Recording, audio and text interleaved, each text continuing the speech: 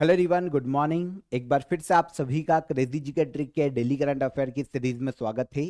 आज है 15 अगस्त। आप सभी को हैप्पी इंडिपेंडेंस डे।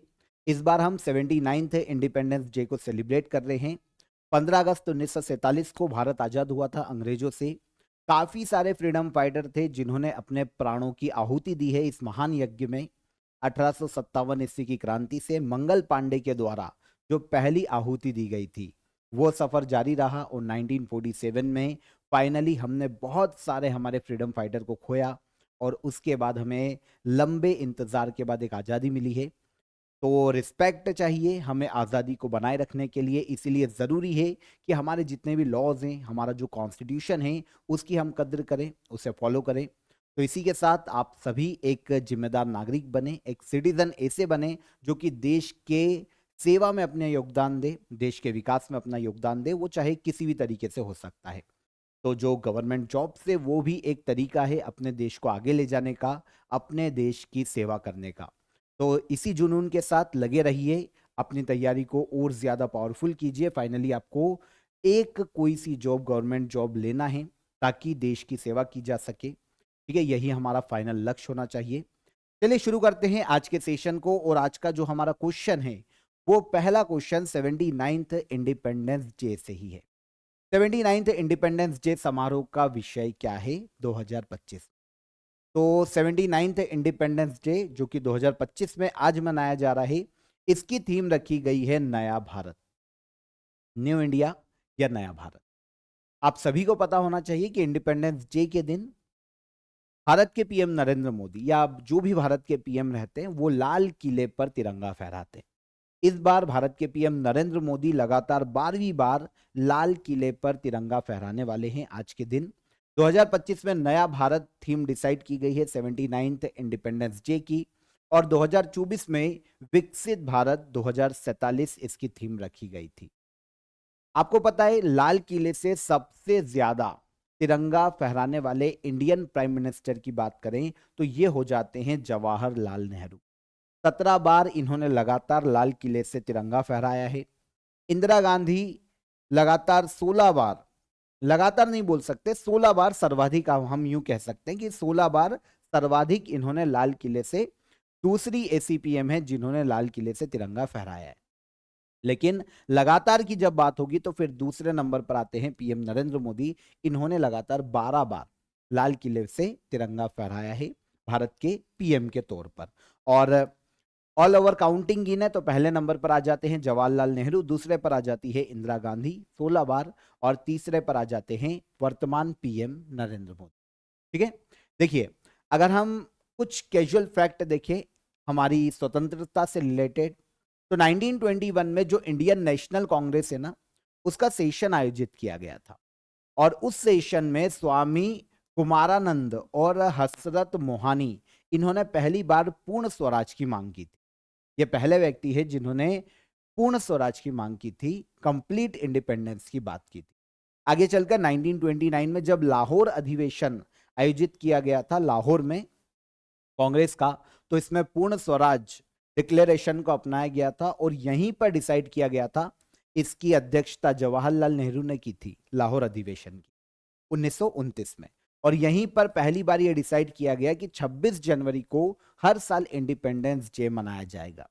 और इसी के अगले ही साल 26 जनवरी को, क्योंकि यह दिसंबर में आयोजित किया जाता था, तो 1929 के दिसंबर में लाहौर अधिवेशन हुआ और अगले ही महीने 26 जनवरी 1930 को पहली बार इंडिपेंडेंस डे अनाउंस किया गया। हालांकि आपको पता है भारत आजाद हुआ 15 अगस्त को, तो इंडिपेंडेंस डे शिफ्ट हो गया 15 अगस्त के दिन। और क्योंकि 26 जनवरी एक हिस्टोरिकल डेट थी इंडियन हिस्ट्री में, इसीलिए भारतीय संविधान जो कि 26 नवंबर 1949 को ही बनकर तैयार हो गया था, उसको आगे चलकर अपनाया गया 26 जनवरी 1950 को, ताकि ये जो हिस्टोरिकल डेट है इसका रिलेवेंस बना रहे और भारत इसे लगातार सेलिब्रेट करे किसी ना किसी रूप में। तो आगे चलकर हम 26 जनवरी को रिपब्लिक डे के रूप में हमने सेलिब्रेट करना शुरू किया 1950 के बाद से। तो कैजुअल कुछ फैक्ट मैंने आपको बताया, आपको पता होना चाहिए। अगले क्वेश्चन पर आते हैं। चर्चित टोंगा देश, जहां पर 6.2 तीव्रता का हाल ही में भूकंप आया, यह किस महासागर में स्थित देश है? टोंगा कंट्री की बात करें तो ये हमको साउथ पैसिफिक ओशियन में देखने को मिलता है। साउथ वेस्ट पैसिफिक ओशियन में एक देश है टोंगा देश। अगर हम यहाँ पर लोकेशन देख रहे हैं तो आप यहाँ पर देखेंगे एक टोंगा स्ट्रेच आपको देखने को मिलेगा। यहीं पर आपको एक द्वीपीय या आइलैंड कंट्री के रूप में देखने को मिलेगा टोंगा कंट्री। अब प्रॉब्लम यह है कि ये रिंग ऑफ फायर में आती है। अगर हम प्रशांत महासागर की रिंग ऑफ फायर को देखते हैं जहां पर वर्ल्ड के सबसे ज्यादा ज्वालामुखी और भूकंप है, तो उसी क्षेत्र में टोंगा कंट्री भी है, टोंगा आइलैंड भी है। इसीलिए यहां पर अभी 6.2 तीव्रता के भूकंप को नोट किया गया है। टोंगा देश पैसिफिक ओशियन में देखने को मिलता है। पैसिफिक ओशियन में ओशियनिया के पॉलिनेशिया एरिया या रीजन का ये पार्ट है टोंगा, और इसकी कैपिटल है नुकुलोफा। अब आपको यहां पर कंफ्यूजन हुआ है ओसेनिया और पॉलिनेशिया पर। तो देखिए क्या होता है कि अगर हम ज्योग्राफिकल रीजन देखें तो ओशियनिया, जो कि ऑस्ट्रेलिया के पूर्व में एक महासागरीय संरचना है, या फिर ऑस्ट्रेलिया को मिलाकर इसको इंक्लूड किया जाता है ओशियनिया रीजन में, एक ज्योग्राफिकल रीजन है जिसमें टोटल अगर हम देखें तो 14 देशों को इंक्लूड किया जाता है ऑस्ट्रेलिया को मिलाकर। अब ये जो ओशियनिया, इसमें भी 4 सब रीजन डिवाइड किए जाते हैं। जैसे कि आप यहाँ पर देखेंगे 1 रीजन, 2 रीजन, ये 3 रीजन, ये 4 रीजन। तो 4 सब रीजन में डिवाइड है ओशियनिया। तो इन 4 रीजन में से एक है पॉलिनेशिया। अगर हम टोंगा को देख रहे हैं तो हमें देखने को मिलेगा यहाँ पर, ये है ना, आपको शायद मैप पर ना दिखे, तो ये पॉलिनेशिया का एरिया है ओशियनिया में, ठीक है। और यहीं पर ओशियनिया के पॉलिनेशिया रीजन में देखने को मिलता है टोंगा कंट्री, ठीक है। श्रेष्ठ इनिशिएटिव को किस मंत्रालय के द्वारा लॉन्च किया गया है? श्रेष्ठ इनिशिएटिव की बात करते हैं तो इसको लॉन्च करने का श्रेय दिया जाता है ministry of health and family welfare को। श्रेष्ठ इनिशिएटिव, स्वास्थ्य एवं परिवार कल्याण मंत्रालय ने इस इनिशिएटिव की शुरुआत की। देखिए फुल फॉर्म देखिए, बहुत सारी चीजें यहां पर आपको क्लियर होगी।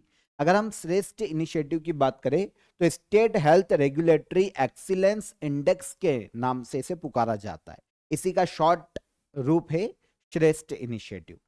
देखिए इसमें होगा क्या कि जितने भी राज्य और यूनियन टेरिटरीज है इंडिया की, उन्हें मेडिसिन की सेफ्टी और क्वालिटी के आधार पर रैंक दी जाएगी श्रेष्ठ इनिशिएटिव के तहत।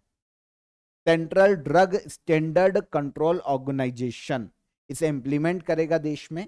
यह ministry of health and family welfare के अंतर्गत कार्य करता है, जिसने स्कीम को या पहल को लॉन्च किया है। देखिए होगा क्या, 2 कैटेगरीज में बांटा जाएगा स्टेट और यूनियन टेरिटरीज को। एक होगी मैन्युफैक्चरिंग स्टेट और एक होगा डिस्ट्रीब्यूशन स्टेट। मैन्युफैक्चरिंग स्टेट को 27 अलग अलग इंडिकेटर्स के आधार पर रैंक किया जाएगा और डिस्ट्रीब्यूशन स्टेट को 23 अलग अलग हेल्थ इंडिकेशन के आधार पर रैंक किया जाएगा। इसमें क्या होगा कि सभी राज्यों को मैन्युफैक्चरिंग या डिस्ट्रीब्यूशन का अपना रिकॉर्ड देना पड़ेगा। 25 तारीख तक मेडिसिन के बारे में जानकारी देनी पड़ेगी पर्टिकुलर इस संस्था को, central drug standard control organization को। अब ये जो मेडिसिन से संबंधित जानकारी देंगे उसके आधार पर मैन्युफैक्चरिंग स्टेट और डिस्ट्रीब्यूशन स्टेट में रैंक किया जाएगा सभी राज्यों को। होगा क्या, इससे फायदा क्या है? देखिए देश में बहुत सारी डुप्लीकेट मेडिसिन का व्यापार, आप जानते हैं, अवैध धंधा डुप्लीकेट वैक्सीन का बहुत बड़ा एक बोल सकते हैं हम सिंडिकेट जैसा चलता है ना। काफी रोकने के प्रयास है, लेकिन उसके बाद भी क्योंकि ये चीजें कहीं ना कहीं लूप होल ढूंढ के जो क्रिमिनल्स हैं वो देख ही लेते हैं कि कैसे लूप होल से ढूंढे जा सकते हैं। तो इन मेडिसिन का एक तो डुप्लीकेट मेडिसिन आती है, सेकेंडली अगर किसी का इलाज किया जा रहा है लग नहीं रहा है, साइड इफेक्ट अलग हो जाते हैं। तो इन सभी को ट्रैक किया जा सकेगा और फाइनली पता चलेगा कि भाई हमारी मेडिसिन जो है वो इंटरनेशनल स्टैंडर्ड को टच कर पा रही है या नहीं। तो काफी सारे फायदे हैं, इसीलिए लॉन्च किया गया है श्रेष्ठ initiative ministry of health and family welfare के द्वारा, ठीक है ना। तो पर्टिकुलर जो संस्था है वो एनालिसिस करेगी सभी राज्यों की मेडिसिन रिपोर्ट को, रैंक करेगी, लेटेस्ट डेटा जनता को भी पता चलेगा, पूरी जो प्रोसेस है, जो मेडिसिन की डिटेल है, वो सभी एक डिजिटल प्लेटफॉर्म पर या डैशबोर्ड पर दिखाई जाएगी ताकि ट्रांसपेरेंसी भी बढ़े। तो ये सारे काम इस इनिशिएटिव के तहत किए जाएंगे। यहाँ पर central drug standard control organization का नाम आया है ना। भारत में फार्मास्यूटिकल मेडिकल सर्विसेज, इनको रेगुलेट करने वाली Indian body. Okay, drug and cosmetics act 1940 में लाया गया था इंडिया में आजादी के पहले, उसके तहत इस संस्था को रेगुलेट किया जाता और इसी के तहत बनाई गई थी। 1940 में इसकी स्थापना की गई और नई दिल्ली में इसका हेडक्वार्टर देखने को मिलता है। आगे चलें। 14 अगस्त को मुख्यमंत्री किसान कल्याण योजना के तहत किसानों को 1671 करोड़ रुपए उनके बैंक अकाउंट्स में भेजे गए हैं। यह स्कीम किस राज्य में शुरू की गई है? स्कीम का नाम क्या है? मुख्यमंत्री किसान कल्याण योजना। इस स्कीम को मध्य प्रदेश में चलाया जा रहा है। एमपी के जो सीएम है मोहन यादव, उन्होंने हाल ही में, एक तो किसानों के हित में है, किसानों के हित से संबंधित है मुख्यमंत्री किसान कल्याण योजना। इसके तहत किसानों को हर वर्ष 6,000 रुपए की आर्थिक सहायता दी जाती है, लेकिन ये जो 6,000 रुपए 3 अलग अलग इंस्टॉलमेंट में दिए जाते हैं।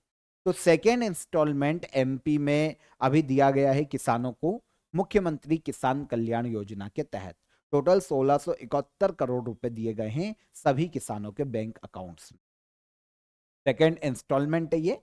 फार्मर्स के लिए फाइनेंशियल असिस्टेंस दिया जाता है, फाइनेंशियल हेल्प दी जाती है।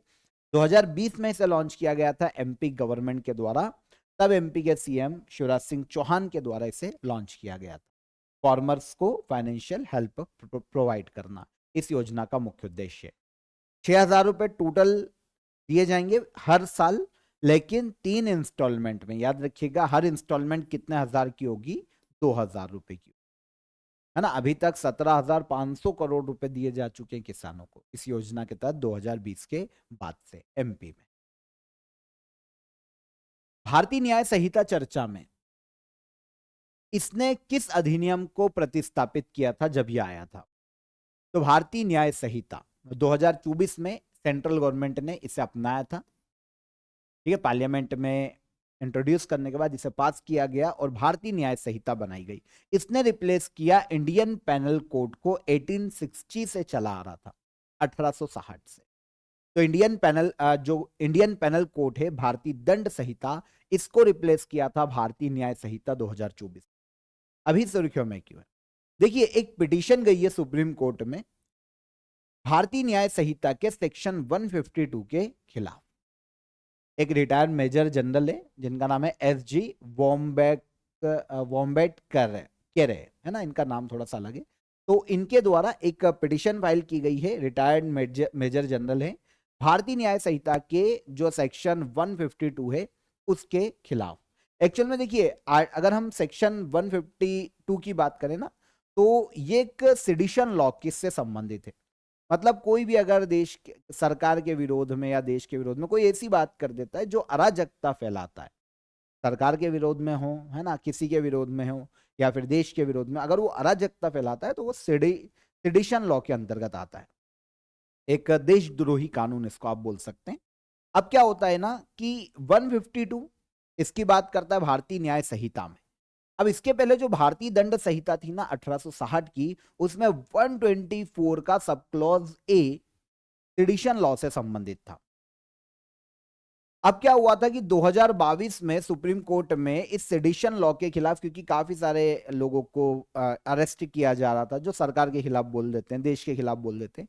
ठीक है, देश के खिलाफ कोई बोल रहा है तब तो ठीक है, आप देशद्रोही है, देश के खिलाफ बोलना ऑब्वियस सी बात है। लेकिन अगर कोई सरकार की आलोचना कर रहा है किसी मुद्दे पर, किसी स्कीम के कारण, या कोई काम नहीं हो रहा है, तो फिर इसके तहत क्या मिसयूज होता है सेडिशन लॉ का।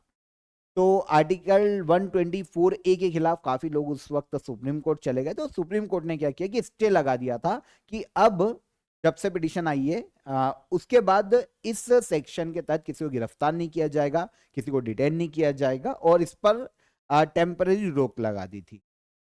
ठीक है, सेक्शन में कहा गया है कि कोई भी व्यक्ति यदि इंडिया में गवर्नमेंट के प्रति घृणा, अवमानना, असंतोष भड़काता है ना, अराजकता फैलाने की कोशिश करता है, देश में अराजकता फैलाने की कोशिश करता है, तो उसके ऊपर आर्टिकल 124 ए के तहत देशद्रोही कानून लगाया जा सकता है। और इस कानून में क्या होता है कि नॉन बेलेबल ऑफेंस है, बेल नहीं मिल सकती, और इसके अलावा लाइफ इम्प्रिजनमेंट तक की यहाँ पर सजा दी जाती है, उम्र कैद वगैरह तक की सजा दी जा सकती है इसमें, अब क्या हुआ 2020 में सुप्रीम कोर्ट ने जब पिटिशन आई ना, तो उन्होंने स्टे लगा दिया कि इसके खिलाफ अभी किसी को अरेस्ट नहीं करेंगे और ना तो कोई नई एफआईआर होगी आर्टिकल 124 के सब क्लॉज ए के तहत, ना कोई नया केस दायर किया जाएगा और ना किसी को पकड़ा जाएगा, हम विचार करते। अब ठीक है, ये तो सुप्रीम कोर्ट में पहले से ही पेंडिंग था ही, लेकिन 2024 में आ गया भारतीय न्याय संहिता। अब उसकी जो धारा है ना 152, वो भी देशद्रोही कानून से संबंधित है, सेडिशन लॉ की ही बात करती है। अब क्या है ना, जो सेंट्रल गवर्नमेंट है अगर कोई अराजकता फैला रहा है या ऐसी कोई बात कर रहा है तो उसको आर्टिकल 152 लगा सकती है उसके ऊपर, क्योंकि कानून तो 124 के ए के खिलाफ सुप्रीम कोर्ट में पेंडिंग है ना, उसके लिए सुप्रीम कोर्ट ने बोला है। लेकिन अब सरकार क्या कर रही है कि 152 के तहत किसी को डिटेन करना है या फिर जेल में डालना, गिरफ्तार कर लेना देशद्रोही केस के अंतर्गत। तो अब पिटिशन गई है कि भैया ये जो आर्टिकल जो एक 152 की धारा है भारतीय न्याय संहिता में, ये आर्टिकल 124 ए से ही संबंधित है जो भारतीय दंड संहिता का था, तो वो दोनों एक ही है। तो सुप्रीम कोर्ट को सोचना चाहिए कि भाई पहले भी सुप्रीम कोर्ट ने स्टे तो लगा ही रखा है, सुप्रीम कोर्ट ने तो बोल ही रखा है कि कोई एफआईआर नहीं दर्ज की जाएगी ऐसे मामलों में। अब बात यह है कि सेंट्रल गवर्नमेंट उस आधार पर तो नहीं लगा रही है, लेकिन आर्टिकल 152 के आधार पर तो लगा ही रही है भारतीय न्याय संहिता के। तो ये पिटीशन गई है कि भाई इन दोनों को एक ही माना जाए और इस पर भी रोक लगाई जाए कि इसके तहत भी गिरफ्तारी नहीं की जाएगी। तो ये पूरा मामला है, आई होप मैं आपको समझा पाया हूंगा। 1 जुलाई 2024 को भारतीय न्याय संहिता लागू किया गया था, जिसने भारतीय दंड संहिता 1860 को रिप्लेस किया था।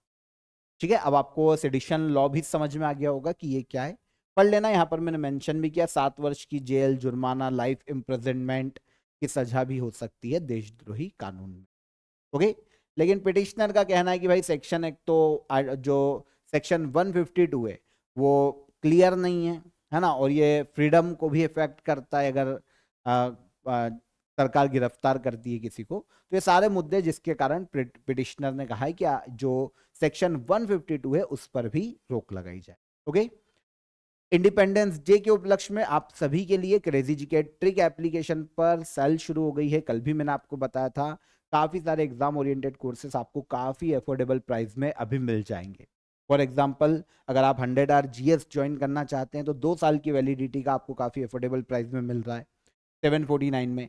आप all subject foundation course join कर सकते हैं सेम प्राइस में। आरंभ जो हमारी सिविल सर्विसेज का बैच है स्पेशली यूपीएससी पीएससी के लिए, आप इसे भी ज्वाइन कर सकते हैं। इसके अलावा आप complete exam study material package ले सकते हैं, एसएससी, सीजीएल, सीएचएसएल, सीपीओ, है ना, काफी अफोर्डेबल प्राइस में सभी कोर्सेस ऑल ओवर आपको अवेलेबल है।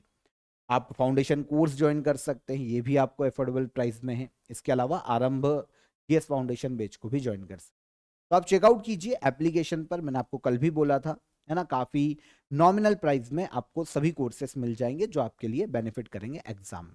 और कोई भी हर्डल आता है तो हेल्पलाइन नंबर आपके लिए रहता है, कॉल कर दीजिए, व्हाट्सअप कर दीजिए, हमारी जो सपोर्ट टीम है वो आपकी मदद कर देगी। ओके, चलिए आगे चलेंगे हम। 1 अक्टूबर 2025 से 1 अक्टूबर 2026 तक यूपीएससी अपनी शताब्दी वर्ष मनाएगा। यूपीएससी की स्थापना कब की गई थी? Union public service commission, Indian constitution के आर्टिकल 315 में यूपीएससी का उल्लेख है। यूपीएससी 1 अक्टूबर 2025 से नेक्स्ट ईयर 1 अक्टूबर 2026 तक अपना शताब्दी वर्ष मनाएगा। यूपीएससी की स्थापना की गई थी 1 अक्टूबर 1926 में, मतलब अगले साल 1 अक्टूबर 1926 को यूपीएससी के 100 साल पूरे हो जाएंगे। एक कॉन्स्टिट्यूशनल बॉडी है, सेंट्रल में आईएएस, आईपीएस, आईएफएस, है ना, जो प्रशासनिक सेवाएं हैं उनका एक भर्ती निकाय है यूपीएससी। भारत में इंडियन कॉन्स्टिट्यूशन में इसका उल्लेख देखने को मिलता है, पार्ट 14 के आर्टिकल 315 से 323 तक यूपीएससी से संबंधित प्रावधान है। यूपीएससी और पीएससी से संबंधित प्रावधान देखने को मिलते हैं। इसमें आर्टिकल 315 यूपीएससी के संस्था की बात करता है। सिविल सर्विसेज की एग्जाम कराता है, 1926 में स्थापना की गई थी। नई दिल्ली में इसका हेडक्वार्टर देखने को मिलता है। Ministry of personnel public grievance और पेंशंस के अंतर्गत ये कार्य करती है संस्था। करंट चेयरमैन अजय कुमार है, आईएएस ऑफिसर, और फर्स्ट चेयरमैन एक अंग्रेज थे 1926 में, रॉस बार्कर। ठीक है, अपार आईडी जिसके बिना सीबीएसई की परीक्षा नहीं दी जा सकेगी, यह कब लॉन्च की गई थी? अपार आईडी जो कि एक nation one nation one student ID के रूप में भी इसे जाना जाता है, अपार आईडी। इसके बिना सीबीएसई ने घोषणा की है कि ये जो अपार आईडी है ना, हर स्टूडेंट के लिए कंपलसरी है, तभी वो सीबीएसई के एग्जाम दे पाएगा। इसे सबसे पहली बार लॉन्च किया गया था 15 सितंबर 2023 में, अपार आईडी। काफी सारे फायदे हैं इस आईडी के, हम बात करेंगे क्या क्या फायदे। तो देखिए, central board of secondary education CBSE ने घोषणा की है कि स्टूडेंट रजिस्ट्रेशन अब बिना अपार आईडी के न तो स्टूडेंट रजिस्ट्रेशन कर पाएगा और न ही बोर्ड एग्जाम दे पाएगा। यह रूल सीबीएसई लागू करेगा अगले साल 2026 में। अपार आईडी 12 अंकों का एक आईडी होता है स्टूडेंट के लिए, स्पेशली स्टूडेंट के लिए ही बनाया गया है। स्टूडेंट की स्टडी के बारे में सारी जानकारी डिजिटली फॉर्म में अवेलेबल रहेगी अपार आईडी में। किसी भी स्टूडेंट की जो हिस्ट्री चाहिए, उसके अगर एजुकेशन का रिकॉर्ड चाहिए तो अपार आईडी की जो आईडी नंबर है उससे मिल जाएगा। जो अगर गवर्नमेंट जॉब में कभी सिलेक्शन होता है या कहीं भी उसकी आईडी को चेक करना है ना, उसके बैकग्राउंड को, तो सारा बैकग्राउंड चेक किया जा सकता है। धोखाधड़ी की संभावना ना के बराबर रहेगी। स्टूडेंट को गवर्नमेंट जॉब में, गवर्नमेंट स्कीम से स्कॉलरशिप का लाभ चाहिए तो एक अपार आईडी से ही एक पहचान पत्र हो गया एक तरीके का स्टूडेंट का। पूरे देश में एक ही पहचान पत्र, एक ही एजुकेशन आईडी चलेगी अपार आईडी के नाम से। किसी और स्कूल में, कॉलेज में ट्रांसफर होता है, एडमिशन लेता है, तो वो एक अपार आईडी से सारी हिस्ट्री उसकी पता चल जाएगी। One nation one student ID के रूप में भी इसे जाना जाता है। 15 सितंबर 2023 को इसे लॉन्च किया गया था मिनिस्ट्री ऑफ एजुकेशन के द्वारा। जो नेशनल एजुकेशन पॉलिसी इंट्रोड्यूस की गई थी 2020, उसके तहत अपार आईडी को लाया गया है। ठीक है। सीबीएसई की बात करें, नेशनल लेवल पर एक एजुकेशन बोर्ड है ना, सेकेंडरी एजुकेशन बोर्ड है। 2 जुलाई 1929 को सीबीएसई की स्थापना की गई थी, नई दिल्ली में हेडक्वार्टर है। राहुल सिंह वर्तमान में चेयरपर्सन है और मिनिस्ट्री ऑफ एजुकेशन के अंतर्गत कार्य करता है सीबीएसई। आगे आइए, खनन और धातु पर अंतरराष्ट्रीय परिषद international council on mining and metals में शामिल होने वाली पहली इंडियन फर्म कौन सी बनी है? एक संस्था है इंटरनेशनल लेवल पर, इसमें शामिल होने वाली पहली इंडियन कंपनी बनी है हिंदुस्तान जिंक, है ना। माइनिंग की एक प्राइवेट कंपनी है हिंदुस्तान जिंक। हालांकि 35% स्टेक गवर्नमेंट का भी है इस कंपनी में, हिंदुस्तान जिंक लिमिटेड। अभी क्या हुआ है कि international council of mining and metals में शामिल होने वाली पहली इंडियन कंपनी बन गई है हिंदुस्तान जिंक। इससे फायदे होंगे, एक तो देखो, हिंदुस्तान जिंक जो है वो इंटरनेशनल स्टैंडर्ड को फॉलो कर पाएगा। इसके अलावा एक ग्लोबल पहचान बनेगी हिंदुस्तान जिंक की। और जो भी कंपनियां international council of mining and metals की सदस्य, उनके साथ अपने अनुभव को शेयर करना, इंटरनेशनली क्या चल रहा है, क्या नहीं चल रहा है, कैसे इंटरनेशनल जो मल्टीनेशनल कंपनियां कैसे परफॉर्म करती है, कैसे काम करती है, उन सभी के बारे में सीखने में मदद मिलेगी हिंदुस्तान जिंक को। तो इंडिया की पहली कंपनी है जो international council of mining and metals की मेंबर बनी है। पूरे वर्ल्ड में माइनिंग और मेटल इंडस्ट्रीज को बढ़ावा देना, उनके सस्टेनेबल डेवलपमेंट को प्रमोट करना, ये काम इस संस्था का। इंटरनेशनल बॉडी, वर्ल्ड की जो लीडर्स कंपनी है ना, उन्होंने मिलकर 2001 में इसकी स्थापना की थी, ताकि सारी जो माइनिंग कंपनीज है उनके हितों की बात के लिए एक मंच मिल सके सभी को। हेडक्वार्टर इंग्लैंड के लंदन में है। 25 मेंबर इसमें देखने को मिलते हैं, 25 मेंबर कंपनीज देखने को मिलती, इसमें से एक है हिंदुस्तान से। प्राइवेट कंपनी है, 35% गवर्नमेंट का स्टेक है इसमें। जिंक, लीड, सिल्वर, कैडमियम ये प्रोड्यूस करती है, माइनिंग करती है। 1966 में स्थापना हुई और हेडक्वार्टर राजस्थान के उदयपुर में देखने को मिलता है। सभासार वेब पोर्टल किस मिनिस्ट्री के द्वारा लॉन्च किया गया है?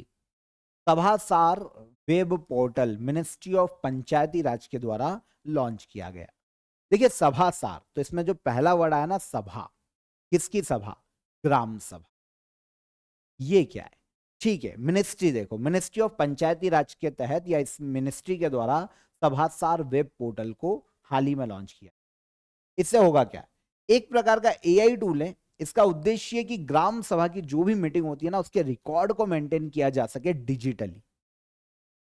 इससे फायदे होंगे। देखिए, ग्राम पंचायत की एक मीटिंग में क्या डिसीजन हुआ था, क्या उन्होंने डिसाइड किया है ना, उनके मुद्दों पे वो खरे उतरे हैं या नहीं, उन्होंने काम किया है ना या नहीं, जो भी मीटिंग में डिस्कस हुआ था, इन सभी की एक डिजिटल कॉपी या रिकॉर्डिंग अवेलेबल रहेगी एक एआई आधारित टूल पर, जिसका नाम है सभासार वेब पोर्टल।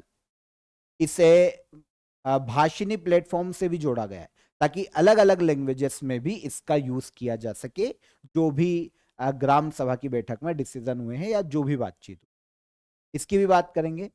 हर पंचायत में एक ग्राम सभा की मीटिंग होती है, आप सभी को पता है। अब क्या होता है, मीटिंग में जो भी बात की गई, जो भी डिसीजन लिए गए हैं, क्या बात की गई है, 15 दिन बाद तो भूल जाएंगे ग्राम सभा के लोग ही जो डिस्कस कर रहे थे। तो उसको डिजिटल फॉर्म में सेव करना, रिकॉर्ड को, ताकि ट्रांसपेरेंसी बढ़े, बातों का डॉक्यूमेंट्स के तौर पर रखा जा सके। पहले क्या होता था, एसी रिपोर्ट बनाने में काफी दिन लगते थे, बहुत प्रॉब्लम आती थी, है ना, रिकॉर्ड मेंटेन किया नहीं जा सकता था, फिजिकल रिकॉर्ड। तो अब इससे डिजिटल फॉर्म में रिकॉर्ड किया जाएगा, समय कम लगेगा कॉपी बनाने में, सारे जो डिसीजन है उसको व्यवस्थित करने में, और डिजिटली फॉर्म में अवेलेबल रहेगा, तो खोने का खतरा भी नहीं रहेगा। तो ग्राम पंचायतों को अपने जो भी डिसीजन है उनको चेक करने में मदद मिलेगी। इन फ्यूचर पास्ट की जो भी उनके डिसीजन थे, कितना काम हुआ है, इनके बारे में उनको पता चलेगा।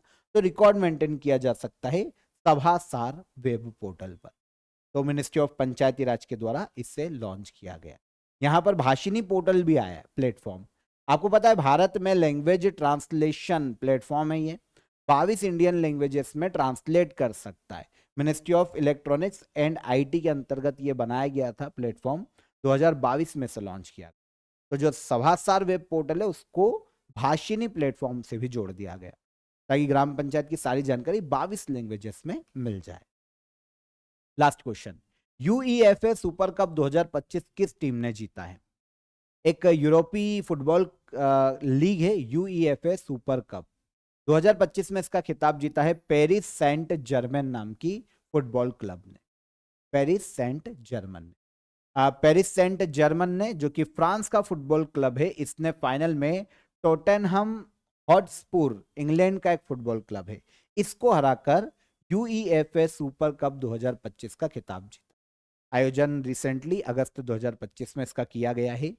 यूईएफए सुपर कप यूरोप में होने वाला फुटबॉल क्लब टूर्नामेंट है। यूईएफए चैंपियंस लीग और यूईएफए यूरोपा लीग के जो विनर है ना, वो इस मैच को खेलते हैं, और फिर जो विनर बनता है वो यूईएफए सुपर कप विनर होता है। 1972 में इसकी शुरुआत की गई थी। Current champion Paris Saint Germain, जो कि फ्रांस का एक फुटबॉल क्लब है, ये है, और सबसे ज्यादा बार इस इवेंट को रियल मैड्रिड ने अपने नाम किया है, 6 बार। स्पेन का फुटबॉल क्लब है। आयोजन कौन करवाता है इसका? तो आयोजन करवाने वाली संस्था है यूईएफए, जिसे कहा जाता है union of European football association. Football की दुनिया में जो 6 बड़ी बॉडीज है उनमें से एक ये है। क्लब फुटबॉल मैचेस का आयोजन करवाता है, यूरोप का फुटबॉल टूर्नामेंट वाली बॉडी है। 1954 में इसकी स्थापना की गई और स्विट्जरलैंड के न्योन में इसका हेडक्वार्टर है।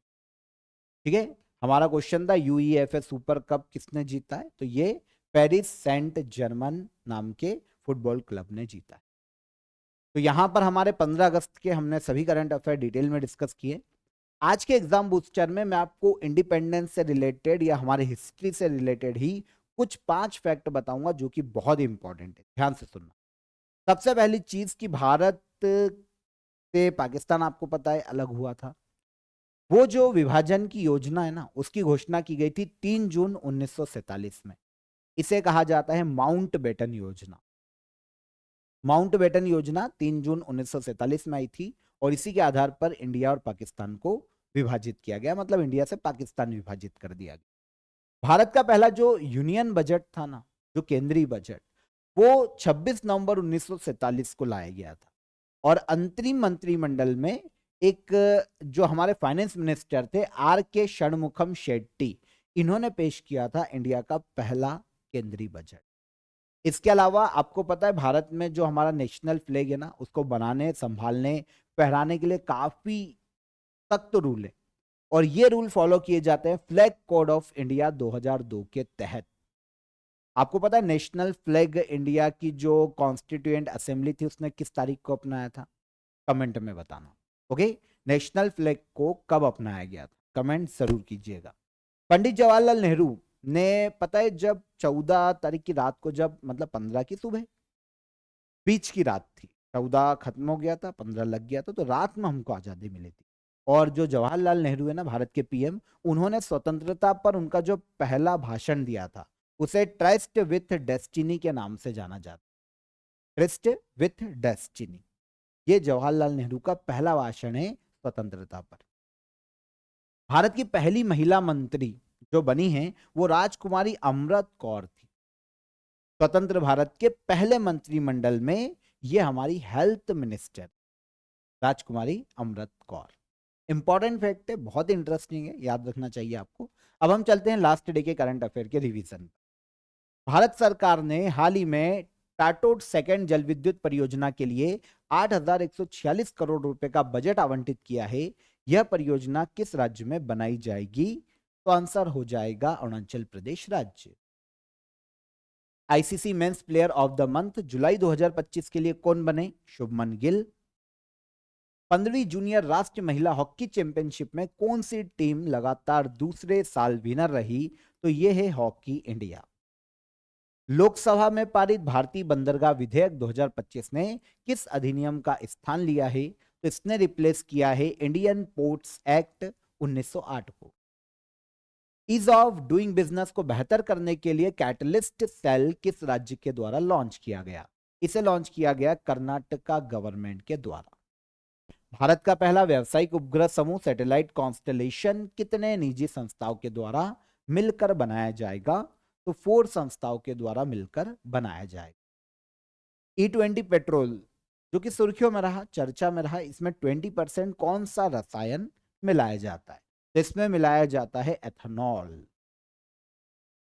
अमराबाद टाइगर रिजर्व भारत के किस राज्य में है? तो यह तेलंगाना में देखने को मिलेगा। ओडिशा ने ओरिसन हैंडलूम के लिए अपना नया ब्रांड एम्बेसडर किसे बनाया? माधुरी दीक्षित को। और विश्व अंगदान दिवस, वर्ल्ड ऑर्गन डोनेशन डे हर साल कब मनाया जाता है? ये मनाया जाता है 13 अगस्त को। ये सारे करंट अफेयर कल के सेशन के हमारे रिवाइज हो गए। क्वेश्चन ऑफ द डे का आंसर, भारतीय संविधान की प्रम्बल में कितने प्रकार के न्याय की बात की गई है? जस्टिस की। तो 3 प्रकार के न्याय की बात की गई है इंडियन कॉन्स्टिट्यूशन के प्रम्बल में। मानव शरीर में कुल कितनी लार ग्रंथियां होती है? तो मानव शरीर में 3 लार ग्रंथियां होती है।